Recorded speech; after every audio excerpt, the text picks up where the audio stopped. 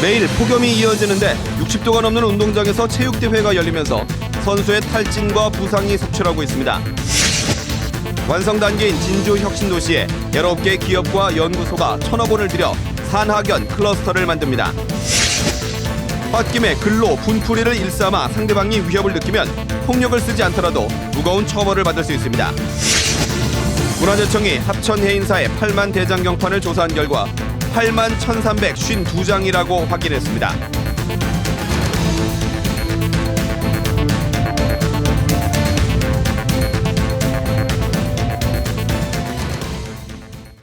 안녕하십니까. 이어서 경남 소식입니다. 방학을 맞아 전국 규모의 축구대회가 경남에서 열리고 있는데요. 하지만 대부분의 경기가 35도를 웃도는 폭염 속에 열리고 있어 선수들의 안전이 크게 위협받고 있습니다. 김대진 기자의 보도입니다. 축의 한국고등학교 축구연맹전에 역대 가장 많은 79개 팀이 출전해 열전을 치르고 있습니다. 찌는 폭염에 선수들은 상대팀뿐만 아니라 더위와도 전쟁입니다. 경기 중간 물을 마실 수 있게 주어지는 쿨링타임. 얼음물과 얼음 수건으로 벌겋게 익은 몸을 식혀야 합니다. 적외 선 측정기로 지면 온도를 재봤더니 무려 60도가 넘습니다. 같은 시각 천연잔디는 40도 정도로 20도 이상 차이가 납니다. 열기가 높은 인조잔디는 그만큼 선수들의 탈진과 부상 위험도 높고 경기력 향상에도 도움이 되지 않습니다. 몸에 막 수분이 다 빠지는 느낌 있죠. 막 뜨거우니까 발바닥에 막 계속 신경이 쓰여가지고 잘 못 뛸 때도 있어요. 해물집 같은 게 잡혀요. 김해 청룡기와 백록기, 연맹전 등 모든 전국 대회가 방학 기간에 열리면서 대부분 사정이 비슷합니다.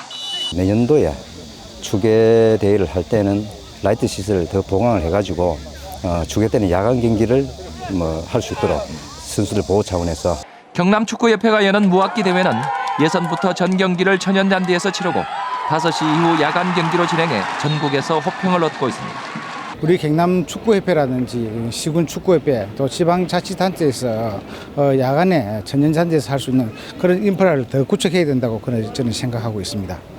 진학을 위해 전국 대회에서 사활을 걸고 뛰고 있는 선수들. 한국 축구의 미래를 위한 인프라 확충이 시급합니다. KBS 뉴스 김대진입니다. 적조주의보가 전남 남해안까지 내려지는 등 적조 세력이 확대되고 있습니다. 국립수산과학원은 거제시에서 남해군 앞바다까지 내려졌던 적조주의보를 어제 저녁 7시부터 전남 고흥군 앞바다까지 확대 활용했습니다. 수산과학원은 소조기의 영향으로 해안 가까이로 적조가 밀집하는 데다 동해안 쪽으로도 수온이 오르면서 적조 발생 해역이 늘겠다고 전망했습니다. 장기간 미분양으로 남아있던 진주 혁신도시 산학연 클러스터 용지가 최근 100% 분양을 보였는데요. 이번에는 1,000억 원대 투자 유치에도 성공했습니다. 보도에 황재락 기자입니다. 올해 말 완공을 앞둔 진주 혁신도시. 11개 공공기관 이전이 속도를 내면서 지역 균형 발전에 대한 기대감이 높아지고 있습니다. 문제는 3년 넘게 텅 비어있던 산학연 클러스터 용지. 대기업과 대학 연구소를 유치해 새로운 성장 동력을 갖추려 했지만 지난해까지 10%대 분양에 그쳤습니다. 방치되던 클러스터 용지가 우여곡절 끝에 주인을 찾았습니다. 경상남도와 진주시 성장 유망 중소기업들은 진주 혁신도시 클러스터 용지에 기업 연구소 설립을 추진합니다. 입주 업종은 항공과 기계, 항노화와 바이오 관련 업종 등 지역 전략산업과 밀접한 19개 기업. 전체 투자 금액은 2018년까지 1,000억 원이 넘습니다. 이제 경북 구미시에 있는 본사와 사업장을 진주 혁신도시 연구소 건립에 지음해서 경남으로 모두 이전할 계획을 추진하고 있습니다. 클러스터 용지 100% 분양은 소규모 필지 분할과 입주 자격 완화, 적극적 투자 유치가 주된 배경입니다. 전략 산업과 연결을 해서 시너지 효과를 발휘한다면 우리 경상남도뿐만 아니라 대한민국의 미래 산업의 중심지가 혁신도시 산학연 클러스터가 새로운 성장 동력이 되기 위해선 약속한 투자가 제때 진행되고 이전 공공기관과 네트워크 구축 등 지속적 관심이 필요하다는 지적입니다. KBS 뉴스 황재락입니다. 관광산업의 핵심 인프라인 복합 리조트 대상지의 1차 선정 발표가 이달 말에 납니다. 경남을 포함해 전국 9개 시도가 황금알을 낳는 산업으로 보고 치열한 경쟁을 벌이고 있어 결과를 장담하기가 어렵습니다. 천현수 기자의 보도입니다. 복합 리조트 신청 지역은 전국 9개 시도의 34곳입니다. 인천 16곳 등을 포함해 제주도를 제외한 대부분 시도가 신청했습니다. 대기업과 수협 중앙회, 수자원공사 등 공기업도 참여했습니다. 경남은 진해 글로벌 테마파크로 신청했습니다. 문화체육관광부는 연말 최종 2곳 확정에 앞서 이달 말 안으로 1차 후보 지역을 발표합니다. 영종도 신공항을 중심으로 전체 신청지의 절반인 인천이 가장 유리합니다. 나머지 한 곳을 두고 시도별 경쟁에 불꽃이 튈 수밖에 없습니다. 전남은 도지사와 지방의회, 상공계의 국회의원들까지 전면에 나서 유치 공세를 펴고 있습니다. 부산은 여당 정치권을 중심으로 물밑 작업을 진행 중입니다. 복합 리조트 유치가 치열한 이유는 함께 지정되는 카지노 때문. 2013년 기준 국내 외국인 카지노 매출액은 1조 3,680억 원에 입장객은 270만 명에 이릅니다. 세수 확보와 관광객 유치라는 두 마리 토끼를 동시에 잡는 것입니다. 국내 카지노는 현재 17곳으로 제주도가 8곳, 서울 3곳, 부산과 강원 각 2곳, 인천, 대구 1곳씩입니다. 이들 시도는 카지노가 집중되어야 한다며 추가 지정을 주장하고 카지노가 없는 4곳은 형평성을 내세우고 있습니다. 관광객 수요와 항공, 항만 등의 접근성에서는 수도권과 부산이 유리하고 경남 정치권은 다른 시도만큼 큰 관심을 보이지 않고 있습니다. KBS 뉴스 천현수입니다. 집착도 심하면 범죄가 될 수 있다는 말 들어보셨죠? 헤어진 여자친구에게 문자 메시지 수십 통을 보내 폭언과 협박을 일삼은 남성이 경찰에 구속됐습니다. 아무리 문자로 한 분풀이었다 하더라도 상대방이 물리적인 폭력만큼의 위협을 느낀다면 그에 상응하는 중한 처벌을 받아야 한다는 이유에서입니다. 김준원 기자가 취재했습니다. 34살 최모 씨가 헤어진 여성에게 보낸 휴대전화 문자 메시지입니다. 여성을 비하하고 성적 수치심을 주는 것은 물론 흉기로 찌르겠다는 등 위협을 주는 내용으로 가득합니다. 헤어진 뒤 다시 만나달라는 요구를 거절하자 문자 메시지를 보낸 겁니다.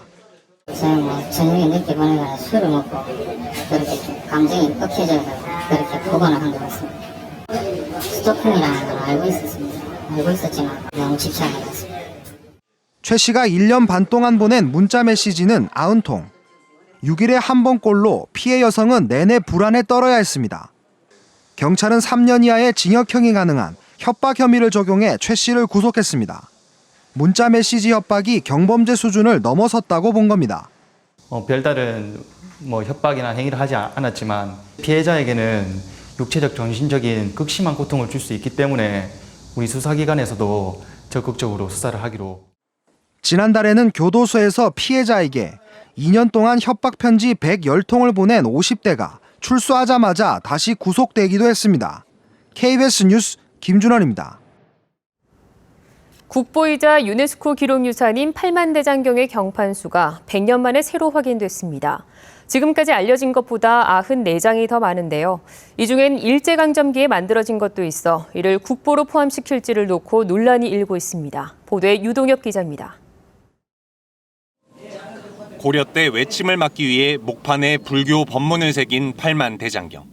지금까지 팔만대장경의 공식 숫자는 1915년 일제가 조사한 81,258장입니다. 그러나 최근 문화재청의 조사 결과 94장만은 81,352장으로 확인됐습니다. 그동안 경판 수에 대한 논쟁이 있었으나 정밀한 연구가 이뤄지지 않아 일제 조사 결과가 그대로 인정돼 왔습니다. 석삼자가 핵이 한 떨어진 나무를 해가지고 두 입자로 보이는 경우가 있습니다. 이런 경우에 잘못 계산되거나 누락된 경우도 있었습니다.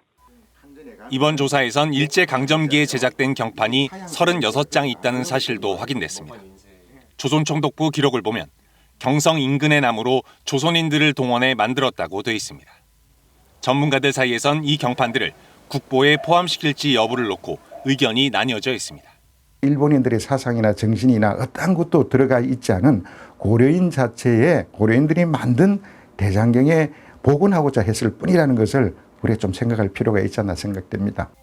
그러나 일제가 주관해 만든 것인 만큼 빼야 한다는 주장도 제기되고 있습니다. 문화재청은 오는 10월 학술대회 등을 거쳐 일제 때 만든 경판의 국보 포함 여부 등을 결정할 예정입니다. KBS 뉴스 이동엽입니다.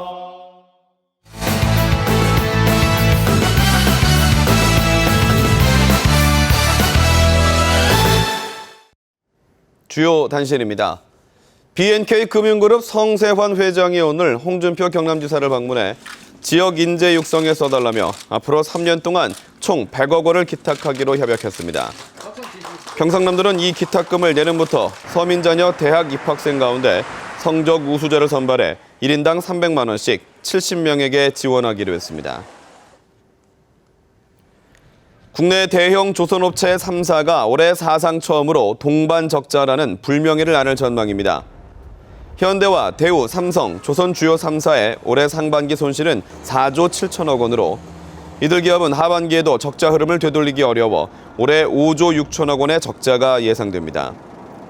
이들 조선 3사의 올해 적자 예상액은 역대 최대 규모로 주요 3사가 2000년대 들어 적자를 낸 사례는 지난해 현대중공업이 유일했습니다. 화물차 운송 계약을 이어갈 것을 요구하며 화물연대 조합원 59살 백모 씨 등 조합원 2명이 오늘 새벽부터 창원 용지문화공원에 있는 20m 높이의 공용기지국에 올라가 고공농성을 벌이고 있습니다. 동양파일과 계약한 새 운송업체는 지난 7월 운전기사 7명에게 배차 중단을 통보하자 원청업체인 한림건설과 노조원들이 갈등을 빚고 있습니다.